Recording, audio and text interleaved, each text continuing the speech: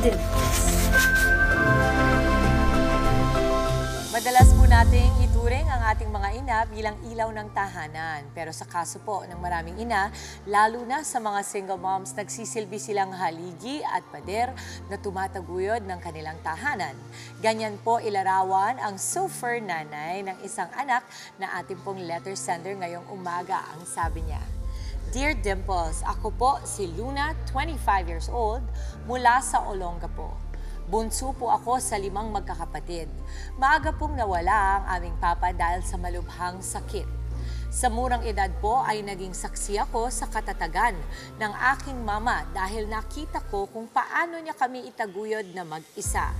Sa aking pong paglaki ay ramdam ko ang pagod niya sa pagpapalaki at pagtustos sa amin. Pero ni minsan ay hindi ko siya naringgan ng pagrereklamo.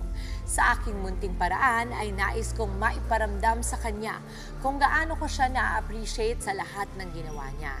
Paano ko po ito maipahahatid sa kanya? Nagmamahal, Luna." Una, maraming salamat sa iyong liham, Luna. Isang pagsaludo muli sa lahat po ng mga ulirang inang nanonood ngayon. At para bigyan ka ng payo at inspirasyon, makakasama po natin ngayong umaga ang isang super nanay na si Nanay Malu, kasama rin ang kanyang mga anak. Good morning po mga kapatid! Uy, ang cute-cute nyo! Nag-usap-usap ba kayo or nasakto lang na ito t-shirt nyo today? Siyempre, ito ang akin. Oo, napagsabihan. Kailangan color coordinated tayo bukas, ganon. Ay, pakilala niyo po muna ang isa't isa. Hi, ako si Malu. Dakilan Labandera. I love it! Ako naman po si Apple, si Sexy Tindera. Anong number ka at Apple? Panganay po ako. Panganay ako po yung ka. panganay. Ikaw ang number 1. Number Sino 1. susunod? Number 2. Hello po, good morning. Tina po, pangalawa po. Pangalawa. Pangatlo. Bali, yung pangatlo po namin, si Kuya Pogi, nasa barko po siya. Oo, busy siya muna. Opo, Oo. working, kakaalis lang po. And then ako po yung pang-apat. Okay. And ako po si Isay. Isay. O, panglima. Hey, hello po. Ako po si Kino, pang-5 sa magkakapatid po. Oo. At sinong bunso? Good morning po. Ako po si Sheik. Ako po ang pang-6, ang bunso sa magkakapatid. Wow! Okay. Nanay Malu, kanina nasabi mo na, pero punta pa tayo ulit doon. Ano po ba ang trabaho ninyo at bakit kinailangan po ninyo, Nanay Malu, na magtrabaho talaga? Hindi kasi nawalan ng trabaho ang asawa ko. Opo. Hindi ako papayag na hanggang doon lang kami. Ang ginawa ko, naglabada ako. Pero Dimple, hindi ko to yayakapin mag-isa. Kasi lahat naman sila nagtulong-tulong, anak. Katulad dito, para may pambaon. Nagtitinda ng banana ko yung kamote yun. Yung pangalawa, nag-aano siya. Kasama ko paglalabada. Ito naman, ang dakilang yaya. Yung, ayan, maliliit pa. Siya na halos nagpaaral dyan sa dalawa.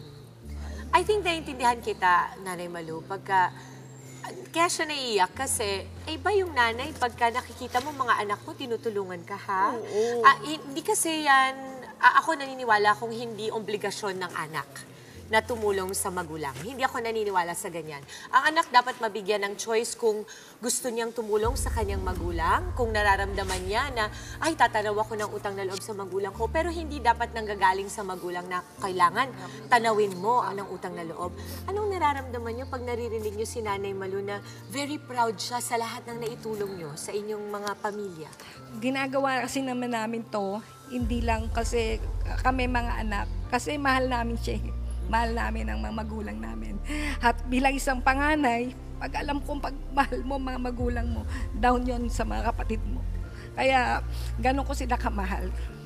Iba din talaga pag ate. Totoo yun. Ang ate talaga kadalasan, or kuya, kung sino ang una, kung sino ang panganay, yan ang makakapagpakita ng labis na pagmamahal sa magulang. Kasi siya ang makakita kapag naghihirap pa kayo. Hindi ako na, Nanay Malu, kasi yung anak kong babae, sa 3 kong anak, yan ang nakakita talaga na halos ang okasyon namin ay fast food, yun ang okasyon namin. Hindi po yan biro, kasi nag-start kami ng asawa ko from zero. Alam po ng lahat yan. Kaya ang panganay talaga, yan ang tatayong tataguyod pag mahina ang magulang. Tama ba? Pagka nakapanghihinaan ng loob ang magulang, ang ate ang, teka, sandali, eto na ang kailangan gawin. Tama ba ako, ate? Kailangan mag-umpisa talaga sa atin, sa panganay. Kailangan talaga mag-umpisa sa panganay. At buti masunurin ng mga kapatid mo. Ay, oo. Kung hindi Mababait. palo ba? Mababait sila. Mababait sila. May kanya-kanya silang obligasyon para, si ate nahihirapan, ate ako na bahala sa ganito, ate ako na bahala. Kaya tulong-tulong. Kaya very proud ako sa mga kapatid ko, lalo na sa mga magulang ko. Nanay, you must be so proud. Makita mo mga anak mong ganyan kakamahal. Napagtapos mo sila, nanay. 6 sila napagtapos mo. Palakpakan muna natin yan dahil isang malaking karangalan na mapagtapos ang iyong mga anak. Nanay, ano yung mahirap na pinagdaanan mo na naaalala mong moment na proud kang nalagpasan mo at napagtapos mo sila? Kasi one time, naglalabada ako. Sabi ko, ano ba to? Tsinelas lang, hindi ako makabili. Parehong kaliwa. One day, naglalakad ako. Nakakita ako ng putol ang paa. Sabi ko, Lord, sorry. Nagrireklamo ako. Eto ko, buo. Tsinelas lang, nagrireklamo ako. Kaya humingi ako sa kanya ng sorry. Kasi isipin mo, sabi ko, putol ang paa. Nakangiti pa sa akin. Ako, tsinelas lang, nagrireklamo sa'yo. Proud na ako kahit pa paano, nakakarao sa mga, di ba? Totoo po Dapat yan. nga magpasalamat na ako. totoo. Chinelas, nagre-reklamo ko, sabi ko, sorry. Ay, totoo.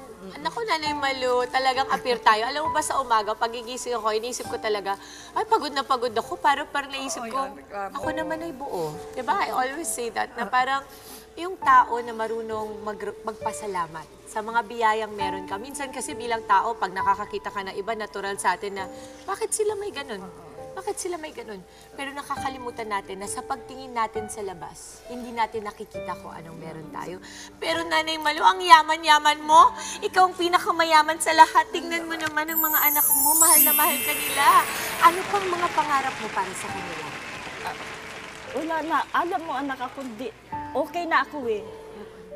Natutuwa lang ako sa mga anak nila. Yung pangarap kong doktora, dentist, mararating na, konti na lang. Masaya na po ako doon. Oo, ang ganda. Oo. Ano masasabi ng mga boys dyan sa likod, ha? O kasi kayo, mga bata kayo, kahit papano, nakita nyo ang mga ate ninyo, ang kuya ninyo, nagsusumikap, nakita nyo ang nanay ninyo. Anong pinaka nakaka-proud na moment sa inyo? Para po sa akin, dahil ako po yung pinakabunso, so maliit pa po ako nung nakita ko sila. Kaya sa akin lang po is sinundan ko lang din po kung ano yung nakikita ko sa kanila na tinutulungan nila si nanay. Kaya ako po, nag-aral ng maayos lang din po. Parang ayun na lang din po yung maisukli ko kay nanay, saka sa mga kapatid ko. Then, yun naman po, awa naman po ng Diyos is nakatapos naman po tayo at magkaroon po tayo ng maayos na trabaho. Oo, kasi ang edukasyon, hindi mo yan mananakaw eh. Yan ang pinakayaman maibigay ng, yan ang pinakamagandang pamana ng isang magulang sa anak. Ikaw naman, oo. Sa akin po, papasalamat po ako sa nanay ko dahil alam ko po yung sakripisyo niya para sa amin magkakapatid. Naalala ko po yun, Nay, naglalako pa po kami ng yema pastillas para lang may dagdag tayo gastusin para sa bahay. Nay, maraming salamat po. Mahal na mahal po namin kayo, Nay. Diyos ko. Asan ba yung mga anak ko at workshop niya? Uy, alam mo, totoo yun na. Kasi ang pera nabibili, nawawala, nabibili. Kasi ang pera naman, kaya ka nagtatrabaho para dyan, para kahit papano, makakuha ka magandang edukasyon, may laman ang tiyan ninyo. Pero ang pagmamahalan ng pamilya, walang kapantayan. At pakasaya ng pamilya. Diba? Ay, nanay, sasabihin ko sa iyo, hindi lahat ng magulang meron ang meron ka. Napakayaman po ninyo. Ano naman yung payo ninyo kay Luna sa ating letter sender? Kasi gusto niyang maipakita yung appreciation niya sa kanyang magulang. Isa-isa siguro tayo. Start tayo sa inyo. Payo ko kay Luna, magpasalamat siya sa nanay niya. Diba? At least kung di dahil sa nanay niya, hindi gaganda yung buhay niya, mawawala siyang inspirasyon. Kaya naging hamon kay Luna na mag-aral mabuti at maibalik niya sa magulang niya yung mga nagawa ng nanay niya. Mag-aral. Yung advice ko kay Luna, siguro i-embrace niya kung ano man yung present na situation nila nung mother niya, and at the same time maging grateful siya kasi yung nanay niya for sure nagdodraw ng strength sa kanya, kaya din niya kinakaya. So ang payo ko din sa kanya all throughout, hanggat kakayanin niya, sana wag niyang iwanan yung nanay niya. And kahit na siguro magkaroon siya ng family. And then, sana din yung remaining days ng mother niya, kasi 'di ba for sure, yun napapagod na yung nanay niya. Like our mother. So, siguro yung remaining days ng mother niya, dapat spend niya na rin with her. So, yun yung advice ko kay Luna. Luna, number 1, pray talaga. Alam mo, bilang panganay, naramdaman ko, nakita ko lahat ng paghihirap ng magulang ko. Sabi ko sa nanay ko, Nay, hindi habang buhay maglalaba ka, tandaan mo yan. Bilang panganay, ako magsisilbing inspirasyon ng mga kapatid ko. Kaya Luna, tandaan mo, lahat ng paghihirap, may kapalit yan. Lagi lang ikaw magpe-pray. Nandyan lagi si God. Nandyan lagi siya. At para naman sa nanay mo, matanda na sila. Alagaan mo. Merong reward yan. May balik yan. Luna, magpakatatag ka lang. At lagi mong isipin ang mga kapatid mo, magulang mo, pamilya mo. Yun lang. Salamat, Luna. Oh, parang hindi ko na kaya yung puso ko ata. Parang gusto ko nang magpaampun sa inyo. Naku, ang 2 boys siguro message na lang para sa inyong nanay. Una po sa lahat, salamat sa Panginoon dahil binigyan mo kami, Panginoon, ng napakasipag at maalalahaning nanay. Nay, maraming salamat. Labandera ka. Hindi ka labandera lang, labandera ka. Kasi 6 kami, pinagtapos mo kami dahil naglalaba ka. Maraming salamat, Nay. Sa hirap at ginhawa, nandiyan ka sa tabi namin. Maraming salamat, Nay. Hindi ko na alam kung paano pa namin maipararating sa'yo yung walang hanggang pasasalamat. Nay, papasalamat po ako sa Diyos. Papasalamat po kami sa Diyos na binigay ka niya sa amin sa pagsisipag mo para sa aming magkakapatid. Mahal na mahal po namin ikaw, Nay. Wala kang para sa amin, wala pong ikaw katulad. Nag-iisa ka po. Mahal na mahal po namin ikaw. Salamat po. Pero Ganda. hindi ka galit sa akin. Kasi nagagalit siya sa akin kasi Quirino binigay ko pangalan. Ang gwapo-gwapo daw niya. Wait, sandali ha. Yung maganda yung pangalan na Quirino, pwede ko ibigay sa anak ko. I would give it ha. Kasi yung mga anak ko nga, Alonzo, Ilio. Uy, maganda yung Quirino. Kakaiba. Pili ka. Pili. Pero parehong malawak. Kita mo, at ang layo na narating. Avenue na, grandstand pa. Uy, sobrang blessed doon ang Nazareno. Doon nagsa-start ha. Diba, alam mo, Quirino, embrace mo yung pangalan na yan. Alam mo ba, ito, Puero Biro, ha? At alam kong joke-joke nyo yung nagagalit kay nanay. Pero sinasabi ko sa'yo, ang nanay, pag siya ang nagbigay ng pangalan sa anak, coming from the heart yan. Kasi yun ang naramdaman niya. Nung naramdaman niya, Quirino ang simula at tapos ng bawat tagumpay. Pamilya pa rin. Pamilya. Kaya Quirino, kasi Quirino, tatay ko. namatay yung Quirino niyang kapatid. Kaya Quirino pa rin, kasi Quirino ang namatay. So, nung namatay, nung pinanganak si nabuhay Quirino, ka, Quirino ka na. Kaya ako rin, Evelyn, namatay yung kapatid niyang Evelyn nung nabuhay ako. Nung Ako pinanganak taga-buhay ng Ang patay. hirap pala namin sa inyo. Oo. Ang hirap po pala sa inyo talaga pala. Okay na rin, kaya mo na. Hindi, alam mo, kinonsider ko yan si yung kapatid ko namatay si Sarah, di ba? Muntik kong babae si Ilio, Sarah ang pangalan mo. Kasi nga, you want to honor, yung pag-anak mo, you want to honor. And by that time, I'm sure, Quirino, nung time na pinanganak ka, kasi ano ka na, pang-lima ka na eh. Akala niya last ka na. Sabi niya, special to, eto na yun. Oh. Kaso hindi ka pa last. Eto na. Hindi kasi. Sabi ko, Lord, maganda, sige, try pa. Diba? Magaganda pa eh. Ayan, gagawa po na gaganda. Titigil ako pagkangit na. Oo, nanay, Nay, huwag mo sabihin yun kasi tumigil ka. Nay, hanggang doon na lang yung ano. Nay, Hindi siya pangit, pero maliit. Nay, huwag ka mag-alala. Everybody is special. Thank you guys for coming to the show. What beautiful energy you have brought to the News 5 Newsroom. Maraming salamat po. Nanay Malu, anything na gusto nating i-promote? Kung saan ba kayo pwede yung may wish social daw. media Ang kayo? wish mo, anong wish Ang mo? wish mo? Anong wish? Abe yan, ang wish. Wish ko sana, tanggol. Kahit paglabala kita, libre. Sasabihin ko yan kay Coco. Ako na magsasabi. Paglalapakan Oo.